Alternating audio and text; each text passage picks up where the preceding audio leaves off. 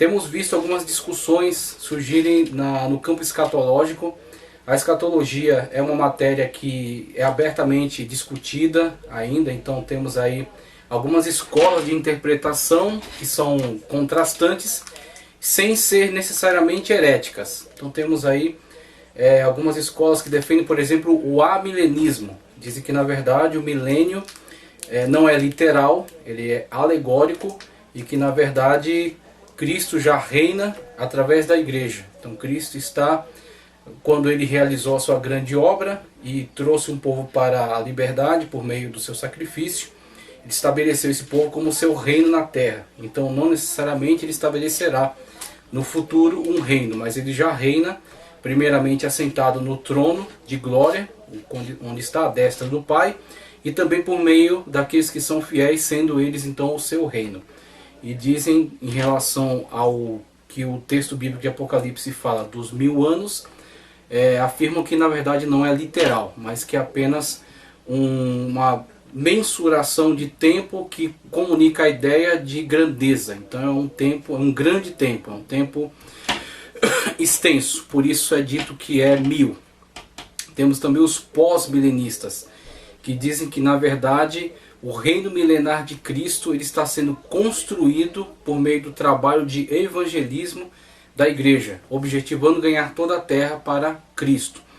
E então acreditam que também não é literal o milênio, mas que na verdade a igreja, ao longo do período de 1000 anos, que também não são cronológicos, está propagando o reino de Deus, e na conclusão nós teremos então o grande reino de Deus estabelecido na terra por meio do evangelismo. E Cristo voltando à terra não para inaugurar um período de 1000 anos, que aconteceria então de forma cronológica e literal, mas sim para coroar este grande período de evangelismo estabelecido desde a sua subida, a sua ascensão aos céus. Então temos amilenistas, pós-milenistas, e aí temos as escolas pré-milenistas. Dentre as escolas pré-milenistas, e aí temos uma análise futurista sobre a escatologia, literal, que entende que na verdade o milênio é algo literal e algo destinado a acontecer no futuro. Temos, por exemplo, os pré-milenistas, a grande escola pré-milenista. Dentre os pré-milenistas que acreditam no milênio literal para o futuro, quando Cristo vier estabelecer esse milênio, temos algumas subdivisões. Dentre as subdivisões, estudando de modo geral, os dispensacionalistas, e aí tem uma determinada forma de analisar a escatologia, principalmente enfatizando o aspecto literal e cronológico dos eventos, tentando enxergar um encadeamento cronológico de eventos. Temos os aliancistas, dentre esses aliancistas uma interpretação especial sobre a história da igreja de Israel, muitas das vezes fundindo essas histórias, a história da igreja de Israel, como sendo a igreja uma continuidade natural da história de Israel, e assim incidindo sobre a interpretação, trazendo um outro enfoque interpretativo.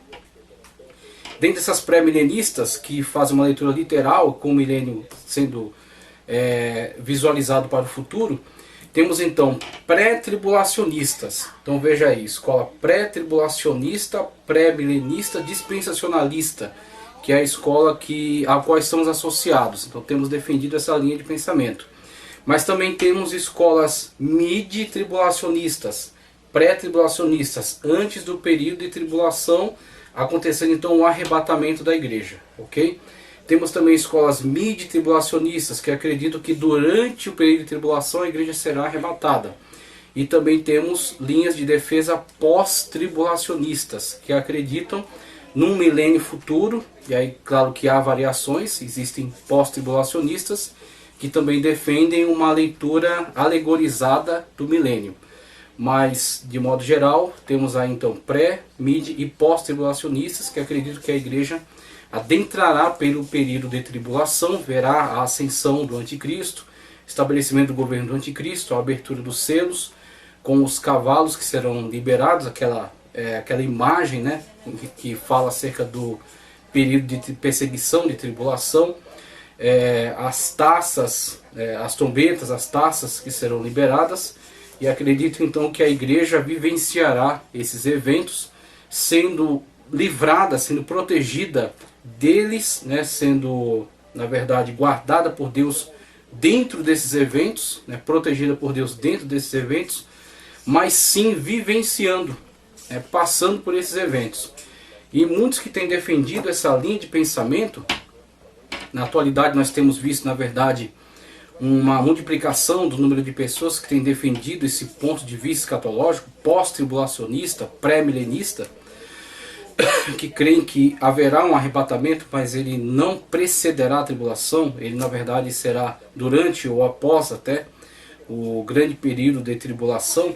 Nós temos visto muitos desses na atualidade especulando a respeito das personalidades que têm surgido em relação a ser este ou aquele, o anticristo, em relação aos eventos que têm ocorrido, se esse evento se encaixa em tal quadro interpretativo da Sagrada Escritura. Alguns defendendo que os selos já, na verdade, já foram abertos e que já estão em operação, em funcionamento, que o anticristo já está presente e, na verdade, nós brevemente conheceremos quem é o personagem, e assim enxergando os eventos que têm se desenrolado como sendo, sim, eventos já do período de tribulação. Aí temos a Bíblia Sagrada nos indicando 3 anos e meio de falsa paz e 3 anos e meio de grande tribulação, no qual virá a grande ira de Deus, será derramada, sobre aqueles que aceitarem o sinal do anticristo. Então, com este viés de interpretação, nós temos visto surgir alguns defensores, e alguns deles até de uma forma tanto intransigente, de uma forma tanto arrogante, tentando desmantelar, tentando atacar, tentando silenciar as outras possibilidades de interpretação. Então temos que sempre manter a cautela, temos que sempre nos manter totalmente submetidos às Sagradas Escrituras. Então acredito que a postura correta, a postura adequada, em vez de você adotar determinada linha interpretativa como sendo inspirada, você sempre se submeter à verdade, à veracidade da Sagrada Escritura na sua descrição. Então, quando nós abraçamos uma linha de interpretação de uma forma tão enfática, nós sempre correremos o risco de fechar os olhos para outras evidências bíblicas que não corroboram com essa linha de interpretação, porque a priori nós conclamamos essa linha de interpretação, essa linha de raciocínio como sendo prioritariamente correta, necessariamente as outras sendo canceladas, sendo desprezadas. E quando isso é feito, geralmente conduz a um equívoco, conduz a um erro, conduz a um grande erro, até uma heresia.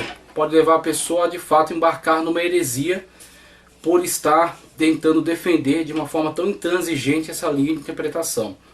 Vimos isso, por exemplo, quando na ascensão do pós-milenismo havia toda uma ênfase pela evangelização, tá certo? Uma linha de pensamento na qual todos teriam que ser necessariamente ganhos para o reino de Deus. Então, num primeiro momento, se produziu frutos muito bons, produziu algo muito útil, que foi uma multiplicação das escolas de missão, uma multiplicação do esforço para irem por toda a terra e de fato ganharem todos, evangelizarem todos para que fossem trazidos para o reino de Deus, ganhos para a pessoa bendita de Cristo Jesus. Então, certamente isso foi benéfico, certamente isso produziu frutos maravilhosos. Todavia, em função de adotarem essa linha de pensamento, essa linha de interpretação escatológica, como sendo uma linha totalmente aprovada, e com isso desaprovando todas as demais, colocando ela num nível de superioridade e como se fosse até infalível, como se fosse até revelação divina, isso levou algumas pessoas a enxergarem em determinados movimentos políticos os sinais, tá certo? Enxergar em determinados movimentos políticos o cumprimento daquilo que estava em acordo com a sua linha de interpretação. E aí, quando infelizmente vimos alguns religiosos, até alguns eruditos da época, darem sua mão de apoio ao nazismo, por entenderem que ele, nas suas promessas iniciais, estava de acordo com a sua linha de pensamento e poderiam trazer o cumprimento daquilo que eles tanto esperavam, que é toda a humanidade voltada para o cristianismo, toda a humanidade voltada então para o reino de Deus. Então, principalmente nas suas primeiras promessas, esse movimento populista, esse movimento que estava tentando agregar em torno de si, em torno das suas promessas, em torno dessa imagem de um mundo melhor. Então, com isso, quando via-se esse discurso, comparava-se com a sua interpretação e chegava-se à conclusão de que então era a melhor via, o melhor caminho. Quando se mostrou depois, de fato, uma grande desgraça na humanidade. Então são consequências de se adotar uma linha de interpretação como se ela fosse sagrada, como se ela fosse definitiva, como se ela fosse revelada diretamente por Deus. E não são. As linhas de interpretação de escatologia são o melhor esforço possível para se entender os textos, mas nenhuma delas pode ser colocada como revelada pelo próprio Deus. Nenhuma delas pode ser colocada como sendo totalmente superior e como o fim da interpretação, o fim das possibilidades. Então, mesmo eu que defendo o pré-tribulacionismo, acredito que o Senhor Jesus Cristo vai voltar a qualquer momento e que de fato a igreja não passará pela grande tribulação.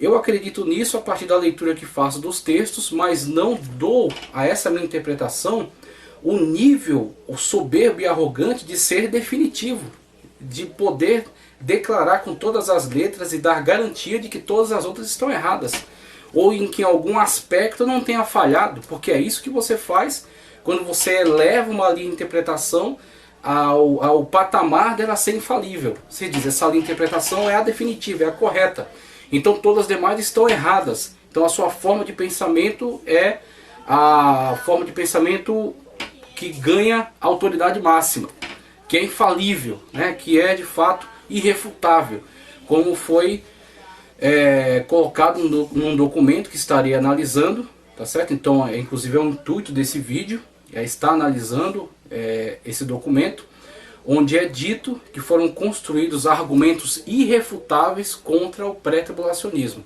afirmando aí um pós-tribulacionismo e dando alguns indícios, a partir de alguns termos que são empregados, de que estes argumentos supostamente irrefutáveis foram construídos dentro de um ambiente de seita, dentro de uma determinada linha de pensamento estabelecida dentro de uma seita, de uma das seitas do cristianismo, por causa de algumas linguagens empregadas nesses argumentos. Então o que colocamos aqui no primeiro momento é que as linhas de pensamento, os teólogos, os livros de teologia, as teologias sistemáticas, os comentários bíblicos, eles não são inerrantes.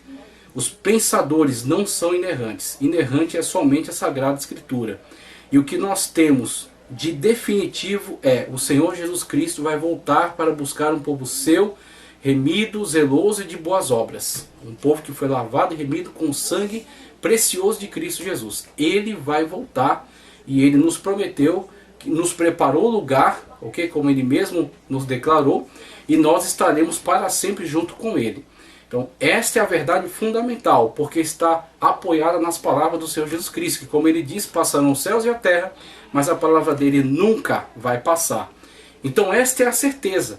Agora, dentro dessa certeza, as diversas variáveis sobre como isso se realizará e as consequências deste evento e o desencadeamento cronológico desse evento são discutidos dentro das linhas de pensamento escatológica, e nenhuma delas tem condições ainda de se colocar como a linha definitiva, excluindo todas as demais do debate. Tá, ok? Então temos que nos livrar da vaidade intelectual, da arrogância, tá certo? E nos manter sempre humildes e submetidos à Sagrada Escritura. Então essa é a principal mensagem desta gravação.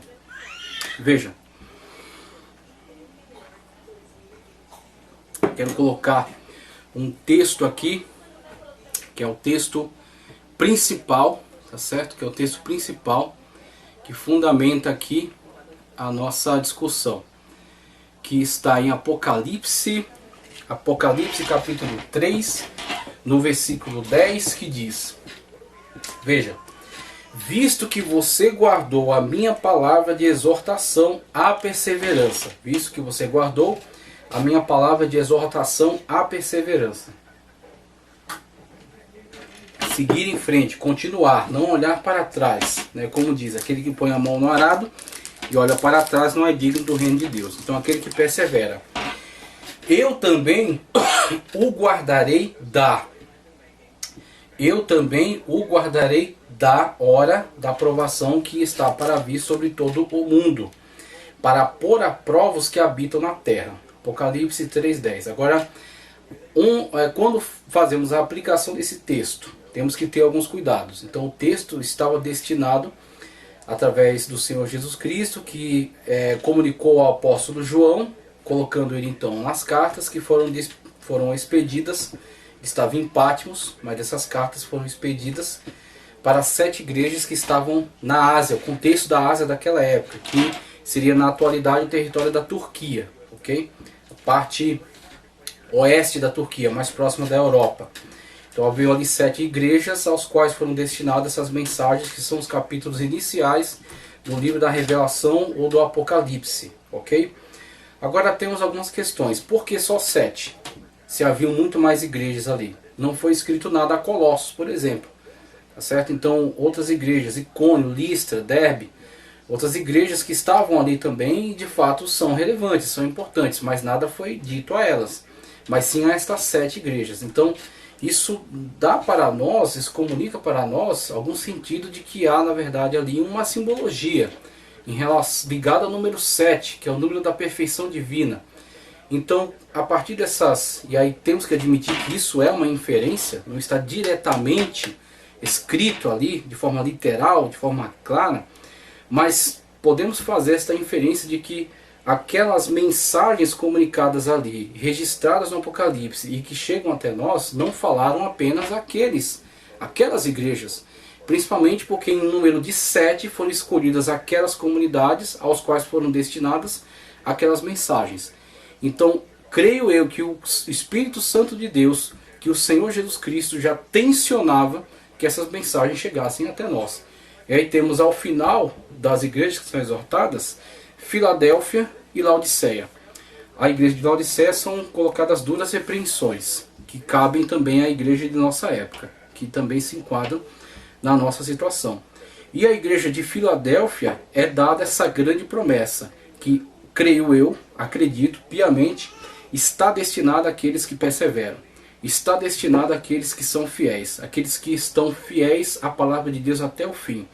E aqueles que não recuam da sua crença de que Cristo de fato deu esta promessa e que Cristo somente poderá cumprir, dar o cumprimento total a esta promessa com aqueles que estiverem aguardando, tá certo? Para que quando soar a trombeta e quando, como diz o hino, o nosso nome, o Senhor Jesus Cristo, chamar, nós deixaremos essa terra em um átomos, em um momento, em um milésimo de segundo.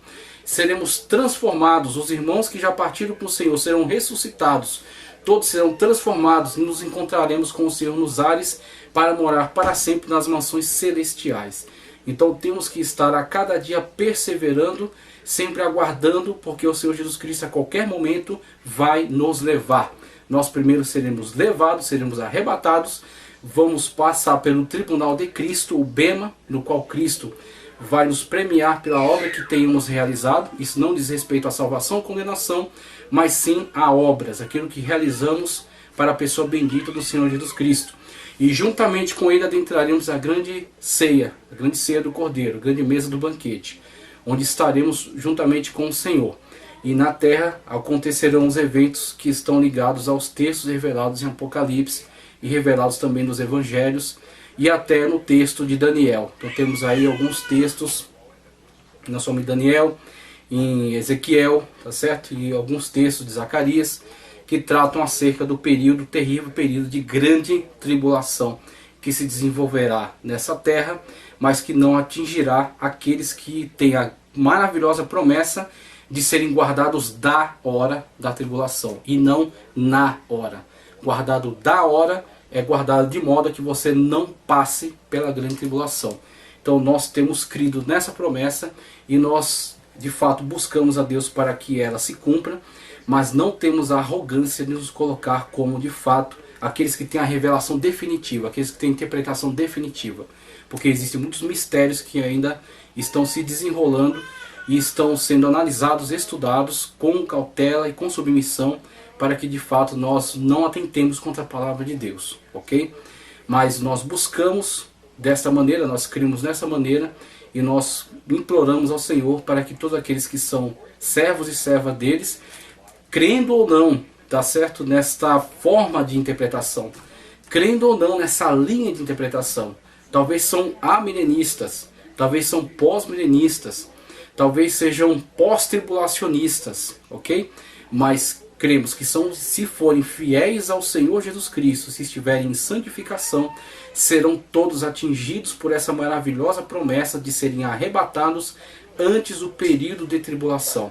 E quando adentrarem as mansões celestiais, ninguém terá mais necessidade de debates e de maiores esclarecimentos, porque todos de fato terão a mente de Cristo. Então nós estamos buscando não somente para nós, mas para todos esses que estão juntamente conosco, debatendo essas questões ligadas à escatologia. Então eu quero trazer aqui alguns maiores esclarecimentos em relação àquilo que você vai ter disponível aí.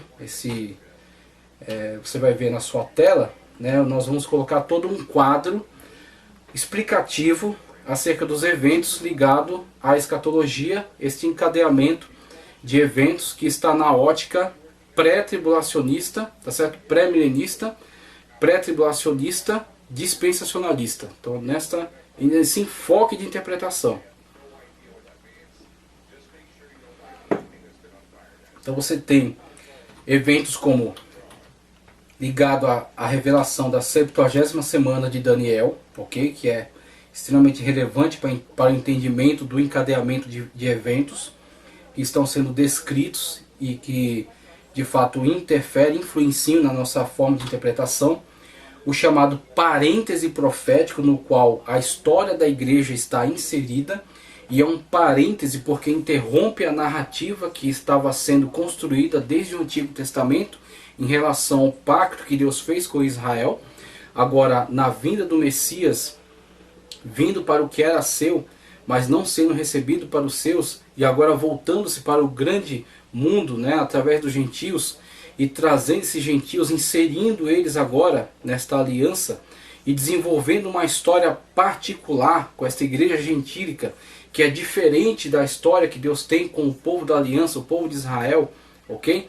Sendo então essa igreja gentílica um parêntese na narrativa, abre parêntese, e descreve-se algo que não está totalmente ligado à narrativa original do texto. E com o fechamento da história da igreja, o fechamento do parêntese profético e a retomada, tá certo, da história que estava sendo desenvolvida com Israel, com o início da 70ª semana de Daniel, que dá continuidade a este relógio profético, ok? Então o parêntese profético, que é a igreja, o arrebatamento, ok? O arrebatamento, que é a tomada, tá certo? Quando o povo será levado junto com o Senhor, tá certo? Os santos que já partiram, que estão no Senhor, e aqueles que estiverem vivos no momento, na ocasião, quando nós todos fomos tomados e fomos levados para junto do Senhor Jesus Cristo.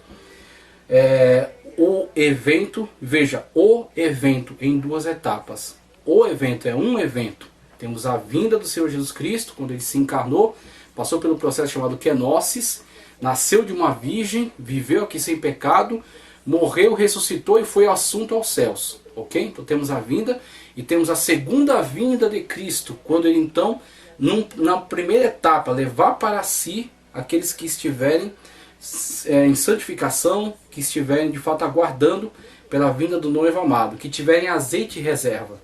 Diferentemente das virgens loucas, que não tinham azeite em reserva, tá certo? Que não estavam perseverando nessa fé, que não estavam perseverando, crendo na vinda do Senhor, mas que eram também do grupo das virgens.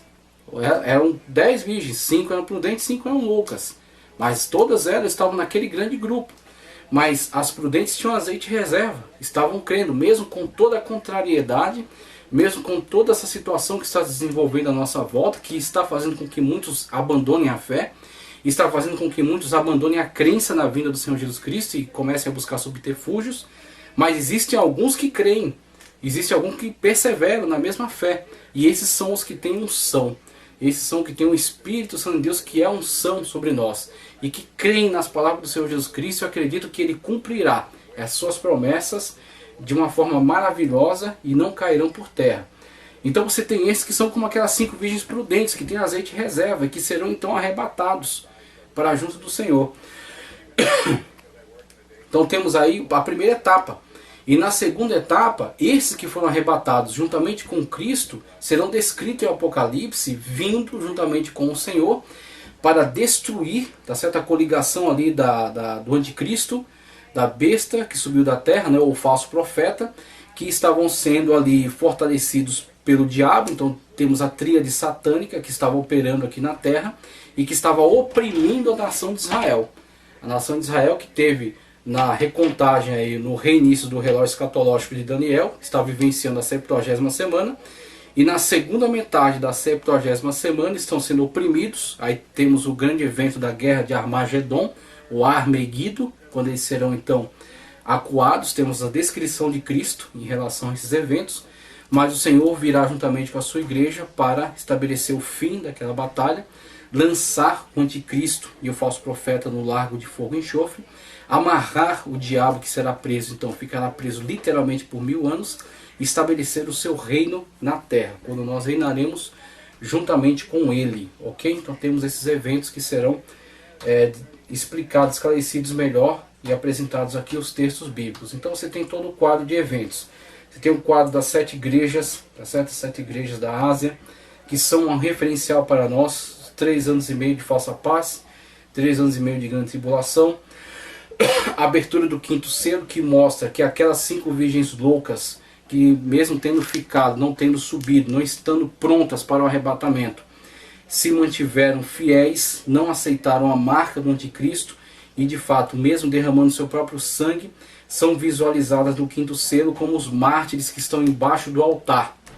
São os mártires que clamam por justiça, são os mártires aos quais foram dadas vestes brancas e uma palma nas mãos, e clamam por justiça, sendo então atendidos quando o Senhor vier e houver a ressurreição, a chamada primeira ressurreição, a entrada do milênio. Aqueles que participam da primeira ressurreição são os bem-aventurados que reinarão com Cristo durante 1000 anos, juntamente com a igreja que já havia sido arrebatada. E aqueles que não ressuscitaram são aqueles que participaram da segunda ressurreição, que será a ressurreição para o juízo final. Quando então estabelecerá o trono branco, e o Senhor vai trazer juízo sobre todos aqueles que não aceitaram ao seu santo nome e de fato não obtiveram salvação pela graça que a todos é ofertada na atualidade. Então, primeira etapa, arrebatamento. Segunda etapa, a vinda gloriosa de Cristo. As 2 etapas de um só evento, a segunda vinda de Cristo. Ok? Milênio, como você tem em tela, né, a grande guerra do Armagedon já foi descrita. Gog e Magog ao final do milênio, quando Satanás será libertado das cadeias no qual ficou durante 1000 anos. Enganará alguns. Teremos no milênio algumas populações diferenciadas, vivenciando o período milenial. Teremos aqueles que já passaram pela grande transformação, como foi descrito por Paulo em Tessalonicenses, tá certo? Os mortos ressuscitarão primeiro, e depois nós, juntamente com eles, seremos transformados. Receberemos os corpos gloriosos, conforme Paulo descreve em Corinto, que é semeado em carne, mas ressuscita em corpo glorioso. Então teremos esses corpos gloriosos, tá certo? Com os quais adentraremos as mansões celestiais, participaremos da grande boda do Cordeiro e voltaremos com o Senhor para estabelecer o reino milenial. Então estes são aqueles que estão em corpos gloriosos, como o corpo glorioso que Cristo apresentou quando ressuscitou. E outros são os que vão sobreviver das grandes batalhas de Armagedon, que se desenvolverá no segundo período da grande tribulação, os 3 anos e meio finais. Então haverão aqueles que sobreviverão devido à intervenção de Cristo junto com a igreja, e o salvará. E haverá muitos da população geral que também sobreviverão a este período, e adentrarão pelo milênio como pessoas naturais, em seus corpos naturais. E serão governados por Cristo e pela igreja, aqueles que já estão em corpos gloriosos. E quando Satanás for solto ao final do milênio, a quem ele enganará? Se não a esses que estão em seus corpos naturais ainda. Aqueles que se deixarem enganar, aqueles que se deixarem levar pela sedução do diabo após esse período milenial, esse período do milênio vivenciado por nós aqui na Terra. Então a igreja que já está em corpo glorioso não será atingida, mas aqueles que estiverem em seus corpos naturais durante o milênio correrão o risco de serem enganados então pelo diabo, que estará solto ao final dos 1000 anos. Então